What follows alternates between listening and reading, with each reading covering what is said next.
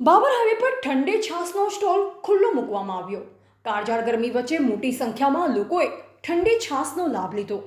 આવી ઉનાળાની કાળઝાળ ગરમી વચ્ચે સેવાભાવી સંસ્થાઓ દ્વારા અલગ અલગ વિસ્તારોમાં ઉનાળાની કાળઝાળ ગરમીમાં સેવાના કાર્યકર્તા જોવા મળતા હોય છે, જેવા કે પક્ષીઘર, પાણીના કુંડા, લીંબુ શરબત, ઠંડી છાસ સહિત અન્ય સેવાના કાર્ય ભાબર વિસ્તારમાં થતા હોય છે। ત્યારે આજ રોજ ભાબર વાવ સર્કલ પાસે ચંદ્રકાંત મફતલાલ અખાણી ભાબર નગરપાલિકાના કોર્પોરેટર દ્વારા મસાલેદાર ઠંડી છાસનું સરસ મજાનું આયોજન કરવામાં આવ્યું હતું, જેમાં ઠંડી છાસનો લાભ આજુબાજુના વિસ્તારોમાંથી ખરીદી કરવા માટે આવતા લોકોએ તેમજ રાહદારીઓએ લાભ લીધો।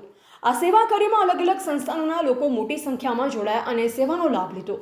સવારથી જ લઈ ઠંડી છાસનો સ્ટોલ ખુલ્લો મૂકવામાં આવ્યો અને બપોર સુધી ઠંડી છાસનો મોટા પ્રમાણમાં લોકોએ લાભ લીધો અને આવી કાળઝાળ ગરમી વચ્ચે ઠંડક અનુભવી હતી।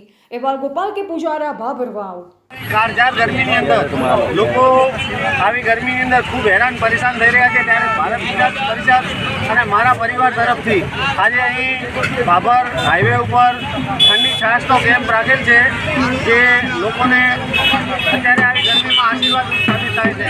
તો દરેકને અહીં અમારે વધારેમાં વધારે આ ઠંડી છાસનો લાભ લે એવો અમારો અભિગમ છે।